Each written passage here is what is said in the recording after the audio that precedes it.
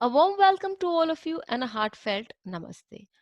I, Anuradha Sharda, thank all of you for liking my videos, subscribing to the channel, and writing in your comments and your suggestions. Many a times people ask when our fortunes are going to rise or how are our fortunes going to rise. Will there be a rise in our fortune or not? So today we address to all such issues. In the Faldipika, there is a sutra, there is a dictum which states the many dictums about Bhagyodaya, that is the rise in fortunes. But one such very beautiful dictum is that when the ninth lord or the ninth house and the 11th house ruler or the 11th house have a relationship between each other, in that case, there is a rise in fortunes of the person concerned. So, for that, let us understand first what the ninth house represents and what the 11th house represents before we take up very prominent cases.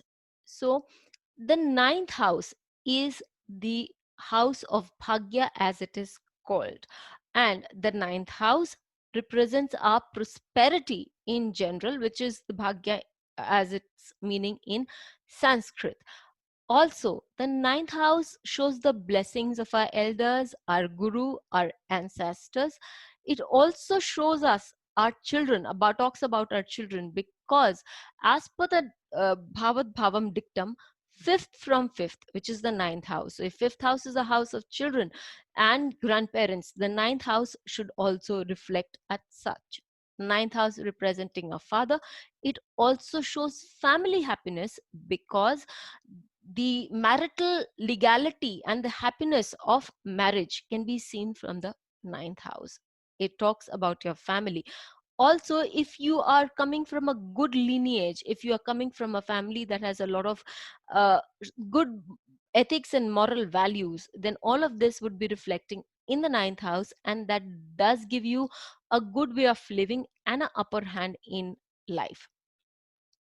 Also, we can say that a person may not have too many properties, may not have too many things in life, but if he's content and happy, which the ninth house again shows, in that case he has a good bhagya, or he has a good life. Finally, a thing to think about, as Uttar Kalamrita also says, a good home, a palatial home, can also be judged from the ninth house. So, how can we make that out?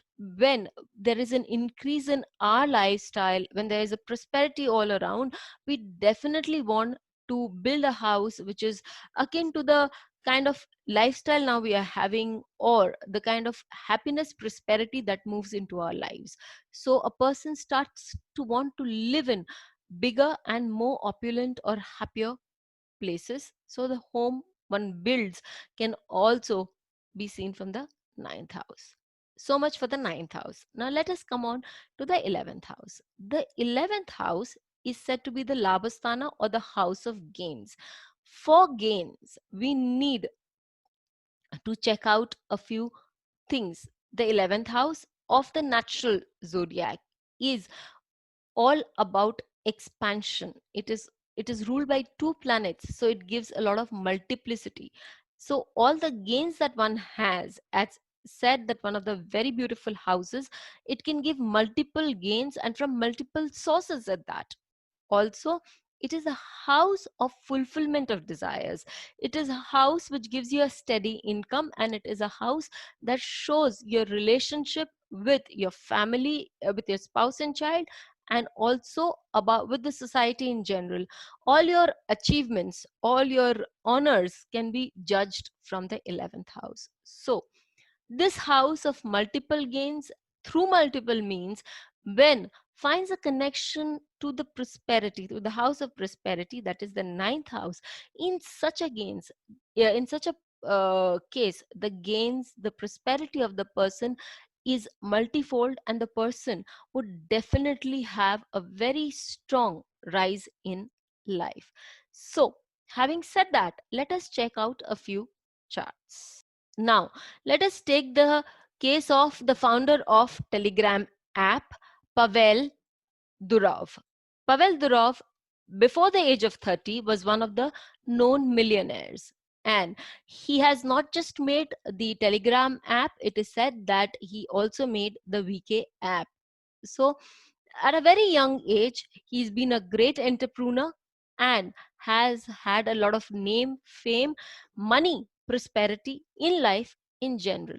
Let us have a good look at the planets posited in his chart. We see that the ninth lord is Moon, and it is posited in the sign of Pisces in Revati Nakshatra.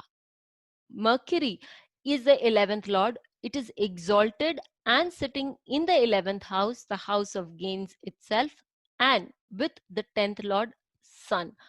And we see that Mercury and Moon are in close conjunction with each other. As a result, we have already, as per if we know him, that he's a multimillionaire, he's a billionaire now, and he has done a great job. So we can see that with the advent of Telegram moving ahead and catching like fire, his name and fame is increasing, and we see that his moon is placed in the nakshatra of Revati, which is also the lord, which the lord is Mercury, which is again the 11th lord and exalted in the 11th house. And Revati Nakshatra is a path breaker, giving people path, showing people the path. Again, the 11th house, as we've already discussed, is about gains. And here, Mercury is sitting in the nakshatra of Chitra, which is all about inventions, which is all about being a great architect. And Moon sitting in the house of communication, he devises an app which, or he's the architect of an app which connects people with each other. And we also see that this Chitra Nakshatra is lauded by Mars, which is sitting in the second house of wealth and prosperity and aspecting the ninth lord also. It is generally known principle that whichever house, whichever planet the Lagna lord aspects or has a relationship with, that is the house that grows in bountiful too. So we have seen two very beautiful dictums working in the chart of Pavel. As we move ahead, we take up the chart of AR Rahman. In the case of AR Rahman, if we look at the ninth house, the ninth lord here is Sun, and the 11th lord here is the lord of Libra, that is Venus. On the first go, we would never be able to ascertain any relationship between Venus and Sun. But on a close, subtle look, we see that Sun is placed in Purvashada Nakshatra, which is the nakshatra of Venus, and Venus is placed in Uttarashada Nakshatra, which is the nakshatra of Sun. And here we have something called Nakshatra Parivartan. These two nakshatras, as with many other pairs of the zodiac, nakshatra pairs of the zodiac, are said to be the invincible force, invincible conquerors. So any victory, though may take time to be achieved in this nakshatra, but once it is achieved, it's a very steady victory, and there's just one movement with that victory, with that prosperity, and that's an upward movement. And so we see that A.R. Rahman, though he had very humble beginnings and very difficult a childhood, yet once his prosperity started, it was only one way, and that was up.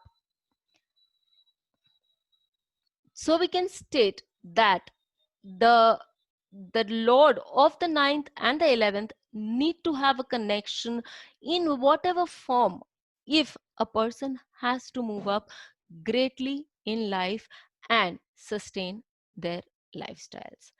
Till we meet you again, please don't forget to subscribe to the channel, like the video, comment, share, and write in your suggestions.